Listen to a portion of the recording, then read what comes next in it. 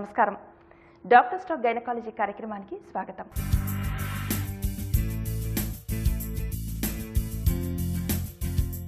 స్త్రీలలో సంతాన సాఫల్యతకు అండం విడుదల ముఖ్యం. కానీ కొందరు స్త్రీలలో అండం విడుదల కాకపోవడానికి గల ముఖ్య కారణాలేమిటి, విడుదల కావడానికి మనకి అందుబాటులో ఉన్న చికిత్సా విధానాలేమిటి, ఇవన్నీ తెలియజేయడానికి ఈరోజు మనతో ఉన్నారు ప్రముఖ గైనకాలజిస్ట్ డాక్టర్ సవితా విజయ్ గారు. వారిని అడిగి మరిన్ని వివరాలు తెలుసుకుందాం. నమస్కారం డాక్టర్ గారు. డాక్టర్ గారు, ఈ నార్మల్గా గర్భధారణ జరిగే ప్రాసెస్లో ఈ అండం పాత్ర ఎలా ఉంటుందండి? అండం పాత్ర చాలా ముఖ్యమైనది.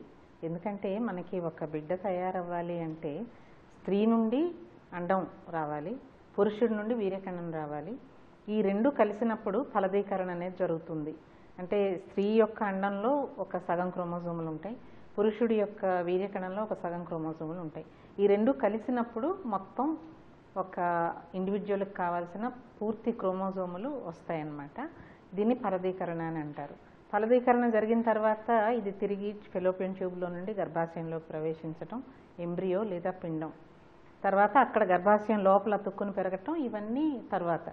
అత్యంత ముఖ్యమైనవి స్త్రీ నుండి అండోత్పత్తి జరగటం, పురుషుడి నుండి వీర్యకణం తయారు కావటం, ఈ రెండు చాలా ముఖ్యమైనవి. అంటే ఈ అండోత్పత్తి జరిగే విధానం ఎలా ఉంటుందండి?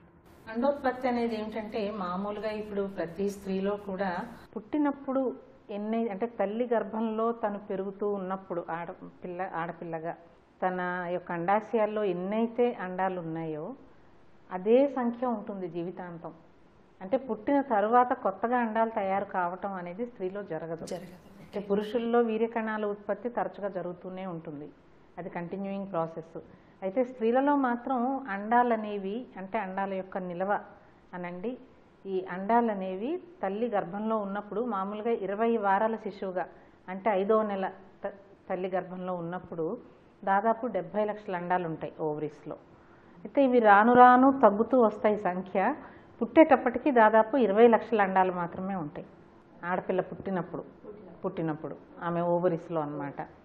అయితే పుష్పవతి అయ్యే సమయానికి ఇవి ఇంకా తగ్గిపోతాయి, 3 నుండి 4 లక్షలు మాత్రమే ఉంటాయి. అంటే ఇవన్నీ ఏమైపోతున్నాయని మీకు సందేహం రావచ్చు.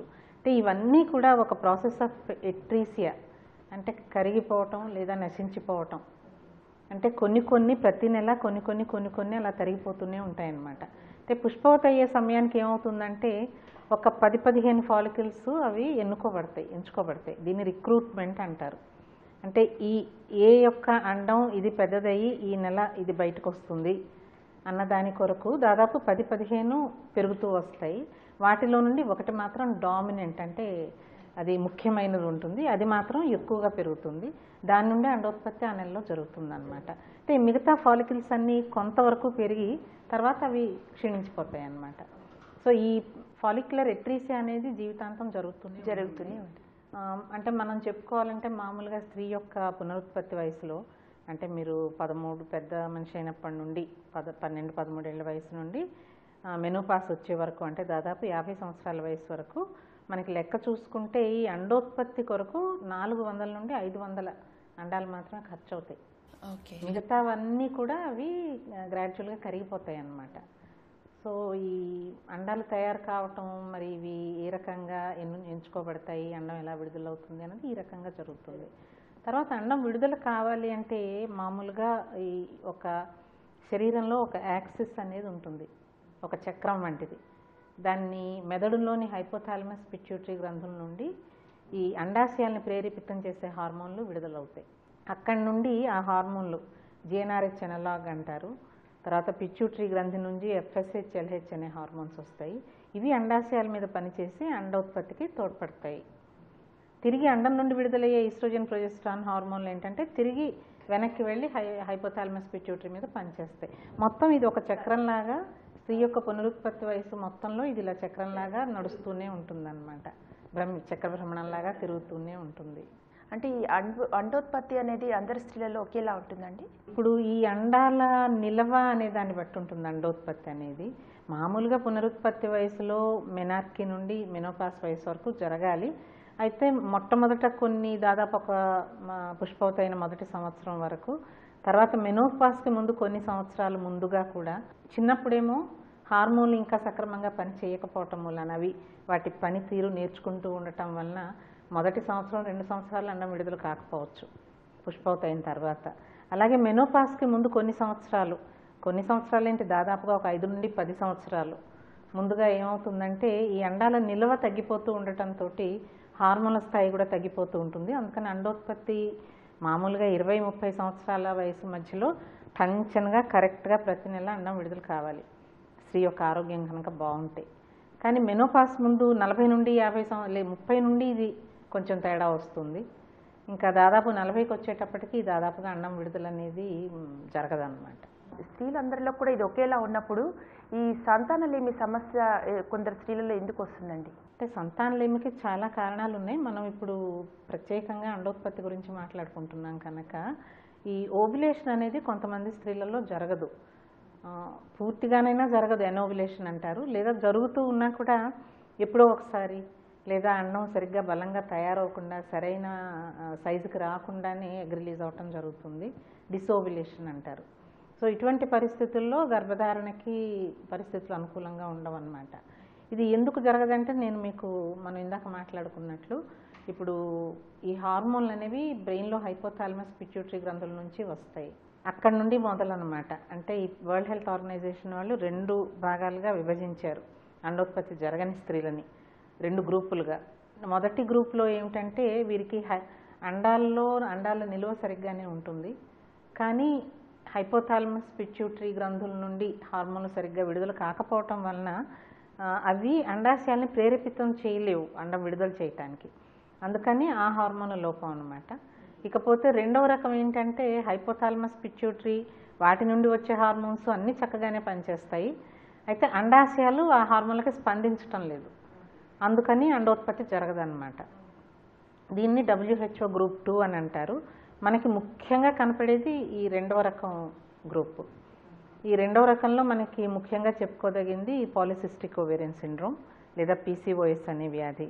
ఈ PCOS ఉన్న వాళ్ళకి ఏమవుతుందంటే ఒక 5-6 హార్మోన్లలో తేడా ఉండటం, దానివల్ల అండోత్పత్తి జరగకపోవటం, దానితోటి ఓవేరియన్ స్టీరాయిడోజెన్సిస్ అంటే అండాశయం నుండి తయారయ్యే హార్మోన్లు, పిట్యూటరీ నుండి తయారయ్యే హార్మోన్లు వీటిల్లో తేడాలు రావటం, దాంతో పురుష హార్మోన్లు ఎక్కువ కావటం, నెల అండం విడుదల కాకపోవటం అనేది జరుగుతుంది. ఇది అత్యంత సాధారణమైన సమస్య.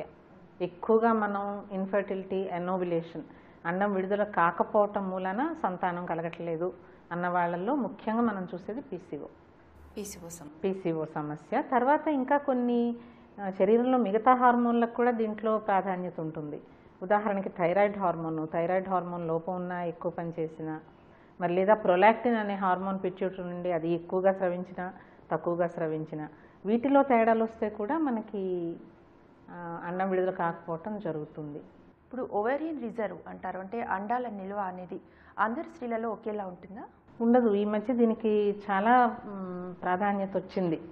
ఎందుకంటే స్త్రీలు వాళ్ళ చదువులు కానివ్వండి, ఉద్యోగాలు కానివ్వండి, మరి సంతానం కలిగే లోపల వాళ్ళు జీవితంలో వాళ్ళు ఒక దశకి చేరుకోవాలి, వారికి ఒక ఆర్థికంగా వాళ్ళకి వెసులుబాటు ఉండాలి అన్న ఆలోచనలతో ఎప్పుడైతే పెళ్ళైన వెంటనే పూర్వకాలంలాగా 20 ఏళ్ళకి 16-18 ఏళ్ళకి పెళ్ళి అయిపోవటం, 20 ఏళ్ళకల్లా పిల్లలు పుట్టడం, 22-23 కల్లా ఫ్యామిలీ ప్లానింగ్ ఆపరేషన్ అయిపోవటం ఇలా జరిగేది పూర్వం. అందుకని ఈ అండాల నిల్వ అనే సమస్య అసలు వచ్చేది కాదు. అయితే ఇప్పుడు రాను ప్రపంచం మొత్తం మీద మనకి భారతదేశంలో కూడా రాను సంతానోత్పత్తి వయసు వెనక్కి వెళ్తూ ఉంది. ఎందుకంటే స్త్రీలు వాళ్ళు మనం ఇప్పుడు చెప్పుకున్న కారణాలు కాన్సన్ట్రేట్ చేస్తున్నారు. ఎందుకంటే వాళ్ళు వాళ్ళ పిల్లలకి అత్యుత్తమమైన జీవితం అందించాలని అనుకుంటున్నారు, అందులో కూడా తప్పు లేదు. అయితే ఏమవుతుందంటే ఒక్కొక్కసారి శరీరంలో తేడాలు వస్తాయి. ఈ బయలాజికల్ క్లాక్ అనేది అది అలా నడుస్తూనే ఉంటుంది. అందుకని ఈ వయసుతో వచ్చే మార్పుల్ని మనం ఆపలేం. ఈ అండాల నిలవ అనేది కూడా ప్రతి వాళ్ళలో ఒకే మాదిరిగా ఉండదు. ఇప్పుడు కొంతమందికి మెనోపాస్ ముందుగా వచ్చేస్తుంది, అంటే అసలు 40 కంటే ముందుగానే కొంతమందికి మెనోపాస్ వస్తుంది, దీన్ని ప్రిమెచ్యూర్ మెనోపాస్ అంటాం. కొంతమందికి చాలా ఆలస్యంగా 55 ఏళ్ళు వచ్చినా ఇంకా వస్తూనే ఉన్నాయండి, మాకు భవిష్యత్తులో అవుతూనే ఉన్నాయి, ఏమన్నా ప్రమాదమా అని వస్తారు. అంటే ఈ రకమైన తేడాలు ఎందుకు వస్తాయి? ఎందుకంటే వాళ్ళు పుట్టేటప్పటికి ఈ అండాలు సంఖ్య ఫలానా ఇంత ఉంటుందని చెప్పుకున్నాం. కొంతమందిలో ఎక్కువ ఉండొచ్చు, కొంతమందిలో తక్కువ ఉండొచ్చు. తక్కువగా ఉన్న వాళ్ళకి అవి ఎన్ని ఉన్నాయో దాన్ని బట్టి ఆ అండాల సంఖ్య ఎప్పుడైతే 1000 కంటే తగ్గిపోయిందో అప్పుడు ఇక మెనోపాస్ దశ మొదలవుతుందన్నమాట. ఇంకా ఓవ్యులేషన్ జరగదు, వయసులు కావటం కూడా జరగదు. సో అందుకని కొంతమందిలో తక్కువ సంఖ్యతో పుట్టిన వాళ్ళకి చాలా తొందరగా పోతాయి. కొంతమందికి మెనార్కీ వచ్చిన ఏడాది 2 ఏళ్లలో వయసులు ఆగిపోతాయి, కొంతమందికి 20కి, కొంతమందికి 30కి, ఆ రకంగా అన్నమాట. కానీ సహజంగా ఏంటంటే మామూలుగా అంతా నార్మల్గా సహజంగా ఉన్నప్పుడు 30 సంవత్సరాల తర్వాత ఈ నిల్వ తగ్గిపోవటం మొదలు పెడుతుంది. ఎప్పుడైతే ఈ నిల్వ తగ్గిపోయిందో మనకి శరీరంలో కావాల్సిన హార్మోన్లు ఉత్పత్తి కావు. అందుకని కొంచెం ప్రతి నెల అండం విడుదల కావడం అనేది జరగకపోవచ్చు. తర్వాత హార్మోన్లు తక్కువ కావడంతో ఇంకా త్వరగా మెనోపాస్ అనేది రావచ్చు. దాంతో ప్రెగ్నెన్సీ రావటం కూడా కష్టమైపోతుంది.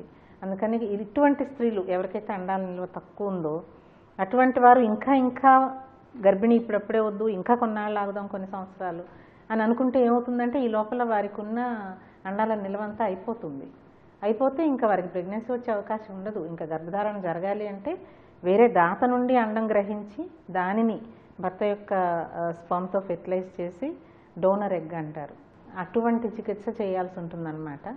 సో అందుకని ఈ ఓవేరియన్ రిజర్వ్ అనేది ఈ కాలంలో చాలా 30 సంవత్సరాలు దాటిన తర్వాత ముఖ్యంగా చూడవలసి వస్తుంది. అంటే కొన్ని పెద్ద కార్పొరేట్ సంస్థలు వారి ఉద్యోగినులని ఎంకరేజ్ చేయటం కొరకు, పని ఎక్కువ చేయటానికి వాళ్ళు అంటే మీ ఎగ్స్ ఇప్పుడు తీసి వీటిని ప్రిజర్వ్ చేసుకోవచ్చు, కావాలంటే ఇప్పుడు ప్రెగ్నెన్సీ పోస్ట్పోన్ చేసి తర్వాత కనొచ్చు, ఆ ఎగ్స్ని వాడుకోవచ్చు ఫ్రీజ్ చేసి పెట్టి అని కొన్ని ఆఫర్లు కూడా ఇస్తున్నారనమాట. ఆ ఎక్స్టెంట్ వరకు వెళ్తుంది.